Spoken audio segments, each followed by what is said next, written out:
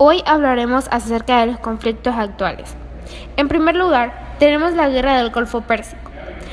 La Guerra del Golfo Pérsico fue la confrontación militar entre una coalición de 31 países liderados por Estados Unidos en contra de Irak, que se realizó entre el 16 de enero y el 28 de febrero de 1991. La guerra también es conocida por el nombre de la estrategia estadounidense para someter a Irak, llamada la Operación Tormenta del Desierto. La rendición de Irak en febrero de 1991 ante la operación de Estados Unidos y sus aliados no fue suficiente para acabar con el conflicto entre ambos bandos, ya que se produjeron nuevas incursiones y ataques. La insistencia estadounidense y de sus aliados de atacar a Irak luego de la victoria aliada a la Guerra del Golfo en 1991 parecía muy sospechosa. En 2002, el presidente George Bush acusó abiertamente a Irak de formar parte del llamado Eje del Mal, junto con Corea del Norte e Irán. Esta acusación se sumó a dos más, que Irak tenía armas de destrucción masiva, también llamadas ADM, y vínculos con el grupo terrorista Al-Qaeda. Estos fueron los pretextos para que el 19 de marzo de 2003 Estados Unidos y sus aliados comenzaran una nueva invasión a territorio iraquí. A diferencia de la Guerra del Golfo de 1991 y la invasión de Irak de 2003, los Estados Unidos no contaron con el apoyo de todas las potencias, ya que algunas se opusieron claramente, tales como Alemania, Rusia, Francia, Bélgica y China. La coalición se formó principalmente por los Estados Unidos, Gran Bretaña, España, Polonia, Dinamarca y Australia. El 1 de mayo de 2003, George Bush anunció la victoria contra el régimen de Saddam Hussein. Irak se convertiría en un país ocupado por fuerzas invasoras, aunque se hablara desde entonces de un gobierno democrático iraquí, formado por los líderes de la oposición. Conflicto Irán, Estados Unidos e Israel. Desde finales de la década de 1970, varios países árabes han negociado con Israel tratados de paz.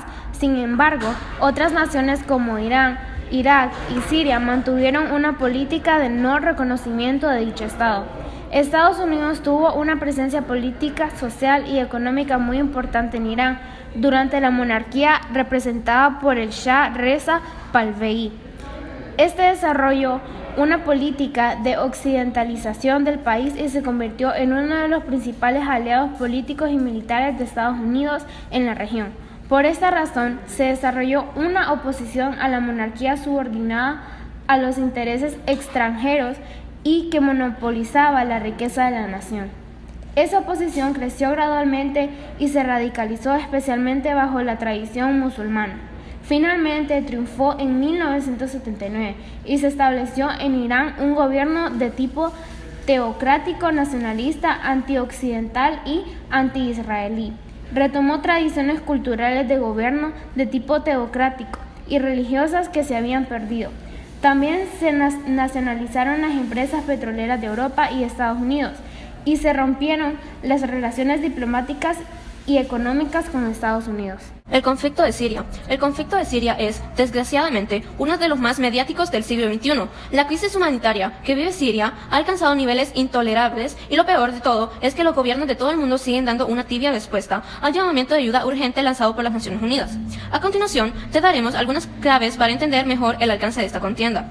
¿Cuándo y por qué empezó? Bueno, aunque sigue siendo de plena actualidad, el conflicto de Siria comenzó hace ya varios años, en el 2011. En marzo de ese año se produjeron una serie de revueltas populares contra la opresión ejercida por el régimen del dirigente Bashar al-Assad, hijo del que fue líder del país durante 30 años, del año 1970 al año 2000. La sucesión de Bashar al-Assad podría haber marcado el fin del régimen represivo y dictatorial ejercido por su padre durante muchos años, pero no fue así, sino todo lo contrario. Tras más de una década de represión política y de persecución y encarcelamiento de los líderes opositores al régimen, la sociedad civil consiguió organizarse y manifestar su descontento en numerosas revueltas populares, a las que el ejército y el gobierno respondieron de la forma más contundente posible. La guerra civil en Siria había comenzado y, con ella, la actual crisis humanitaria que no tiene vistos de concluir. Las consecuencias directas, según la ONU, hasta el año 2016, la crisis de Siria ha provocado la muerte de más de 400.000 personas y la huida del país de cerca de 5 millones de personas. Hablamos de cientos de miles de familias destruidas por uno de los conflictos actuales del mundo más sangrientos que se conocen. Bueno, algo que se puede hacer de un gran conflicto como el de Siria exige grandes y pequeñas soluciones. Las pequeñas soluciones las tenemos al alcance de nuestra mano. Donaciones económicas, de agua, de comida, de talento, entre otras. Las grandes soluciones solo están al alcance del gobierno. A mediados del 2018, parecía que la guerra siria estaba consiguiendo un equilibrio de fuerzas que trajera la paz, aunque en un territorio fragmentado. El régimen de Bashar al-Assad, con la ayuda de Irán y Rusia, estaba ganando posiciones en forma muy rápida y controlaba la mayoría del país. El ISIS estaba derrotado y los actores extranjeros mantenían su presencia y control de áreas estratégicas para sus intereses. Israel, Irán y Rusia en el suroeste. Rusia y Turquía en el noroeste, Estados Unidos y Turquía en el noroeste. Pero a mediados de diciembre, el presidente Trump rompió ese frágil equilibrio con una llamada a su colega turco Recep Tayyip Erdogan, en el cual que le anunció el retiro de las tropas estadounidenses, abandonadas sobre todo a las unidades de protección del pueblo, las milicias kurdas que fueron socias de la fuerza estadounidenses en la lucha contra el Estado Islámico y que controla aproximadamente un tercio del territorio sirio. El conflicto de Siria. El conflicto de Siria es, desgraciadamente, uno de los más mediáticos del siglo XXI. La crisis humanitaria que vive Siria ha alcanzado niveles intolerables y lo peor de todo es que los gobiernos de todo el mundo siguen dando una tibia respuesta al llamamiento de ayuda urgente lanzado por las Naciones Unidas. A continuación, te daremos algunas claves para entender mejor el alcance de esta contienda. ¿Cuándo y por qué empezó? Bueno, aunque sigue siendo de plena actualidad, el conflicto de Siria comenzó hace ya varios años, en el 2011. En marzo de ese año se produjeron una serie de revueltas populares contra la opresión ejercida por el régimen del dirigente Bashar al-Assad, hijo del que fue líder del país durante 30 años, del año 1970 al año 2000. La sucesión de Bashar al-Assad podría haber marcado el fin del régimen represivo y dictatorial ejercido por su padre durante muchos años, pero no fue así, sino todo lo contrario. Tras más de una década de represión política y de persecución y encarcelamiento de los líderes opositores al régimen, la sociedad civil consiguió organizarse y manifestar su descontento en numerosas revueltas populares, a las que el ejército y el gobierno respondieron de la forma más contundente posible. La guerra civil en Siria había comenzado y, con ella, la actual crisis humanitaria que no tiene visos de concluir. Las consecuencias directas, según la ONU, hasta el año 2010. Ahora, tenemos las decisiones de los países petroleros. Este año, el precio del petróleo ha estado volátil.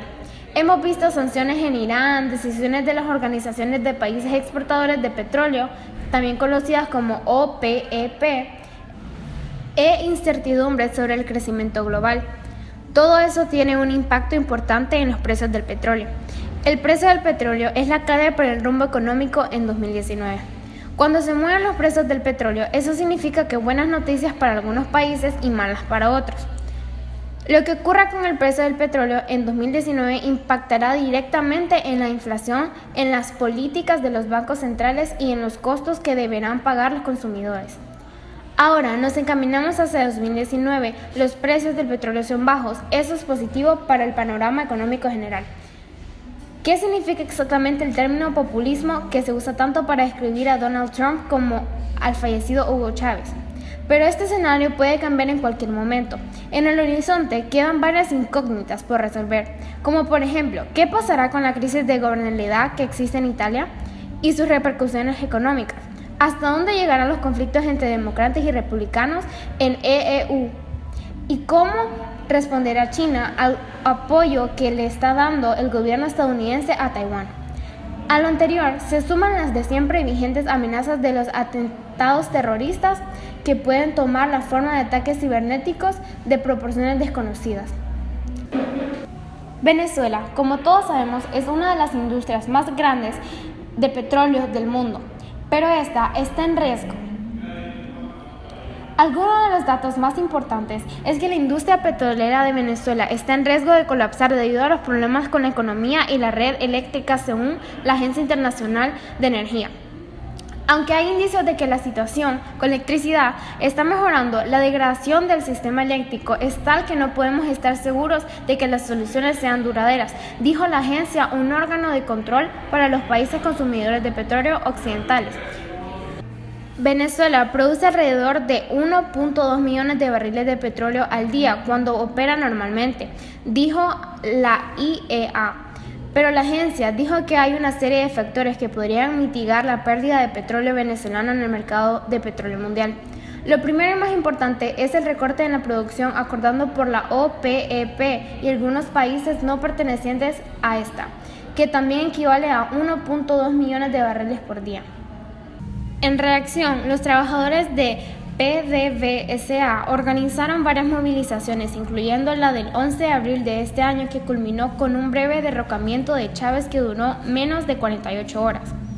Estos episodios traerían consecuencias duraderas y serían una de las causas de la caída de la producción, la cual desde entonces nunca volvió a alcanzar los 3 millones de barriles. Muchos aseguran que allí la corrupción es mucho mayor que en otros tiempos. Eso lo reconoce todo el mundo, hasta el propio gobierno. Hay varios presidentes, vicepresidentes y como 50 exgerentes de PDVSA que están presos, aunque aún no han sido condenados por presuntos hechos de corrupción.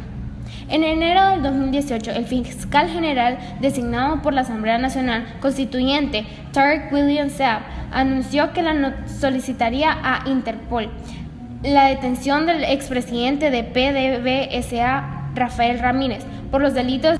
En conclusión, Venezuela se encuentra sumergida en una crisis económica, social, política y humanitaria, impensada años atrás. Hace 5 años aproximadamente que el escenario es harto complicado.